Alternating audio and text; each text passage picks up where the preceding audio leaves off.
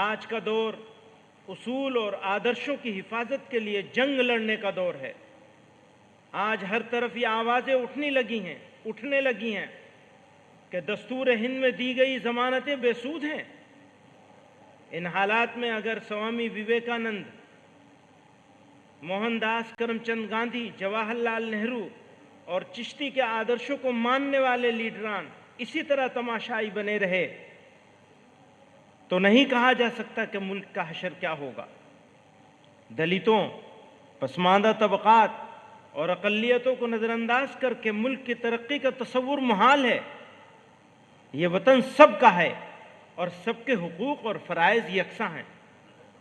اس لیے تمام انصاف پسند جماعتوں اور ملک دوست افراد کی ذمہ داری ہے کہ رد عمل، ری ایکشن اور جذباتی ایموشنل سیاست کے بجائے یونائٹ ہو کر، متحد ہو کر شدت پسند اور فسطائی طاقتوں کا، فاشسٹ فورسز کا سیاسی اور سماجی سطح پر مقابلہ کریں اور ملک میں بھائی چارہ، باہمی رواداری اور انصاف کے تقاضوں کو پورا کرنے کے لیے ہر ممکن جد و جہد کریں۔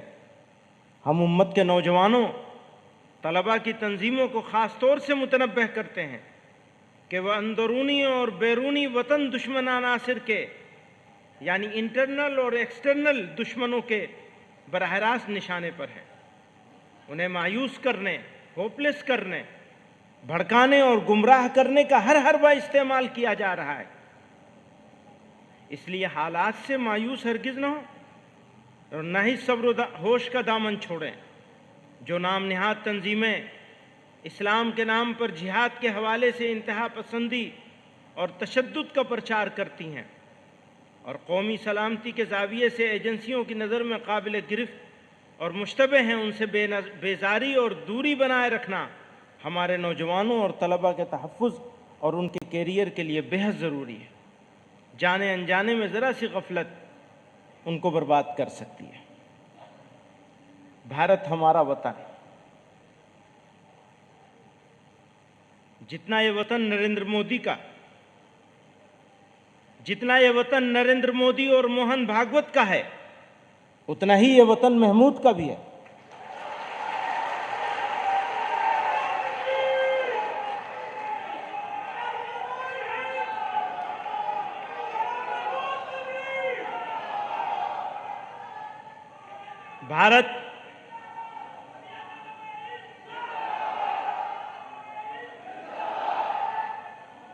بھارت ہمارا دیش ہے۔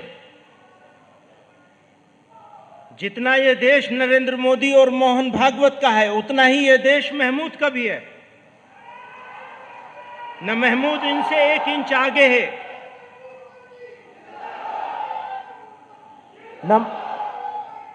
نہ محمود ان سے 1 انچ آگے ہے اور نہ وہ محمود سے 1 انچ آگے ہے۔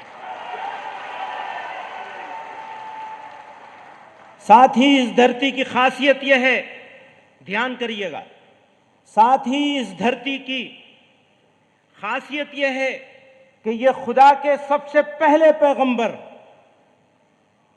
ابو البشر سیدنا آدم علیہ السلام کی سرزمین ہے۔ آپ یہیں تشریف لائے۔ یہ دھرتی اسلام کی جائے پیدائش ہے، یہ مسلمانوں کا پہلا وطن ہے۔ اس لیے یہ کہنا، یہ سمجھنا اور یہ بولنا کہ اسلام باہر سے آیا ہوا کوئی مذہب ہے، یہ سراسر غلط اور تاریخی اعتبار سے بے بنیاد ہے۔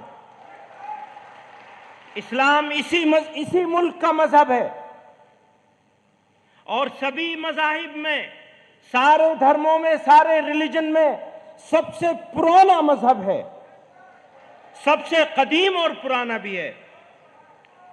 اسلام کے آخری پیغمبر حضرت محمد صلی اللہ علیہ وسلم اسی دین کو مکمل کرنے کے لیے تشریف لائے تھے۔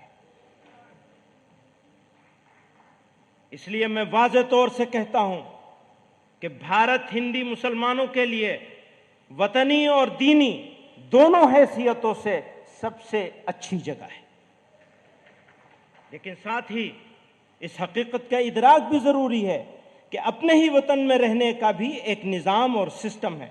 اگر وہ نظام درست ہے تو اس ملک کے باشندوں کے لیے رہنا آسان ہوگا، اور وہ نظام بگڑ جائے گا تو شہریوں کی زندگی مشکل ہو جائے گی. اس لیے ہمیں دیکھنا ہوگا کہ ہمارے ملک کا نظام کیسا ہے، اس کے چلانے والے اپنی ذمہ داریوں کے تئیں کس قدر مخلص ہیں. ہمارا ایسا سمجھنا ہے، نمبر 1 آئین، نمبر 2 جمہوریت. آئین کا مطلب دستور، کانسٹیٹیوشن، یا جمہوریت یعنی ڈیموکریسی. اور نمبر 3 انسانی حقوق، ہیومن رائٹس. ماڈرن انڈیا کی پہچان ہے، آئیڈینٹی ہے یہ ہماری. اس ماڈرن انڈیا کی اگر کچھ آئیڈینٹی اور پہچان ہو سکتی ہے تو یہ 3 چیزیں ہیں بنیادی طور پر: ہمارا کانسٹیٹیوشن، ہماری ڈیموکریسی اور ہیومن رائٹس.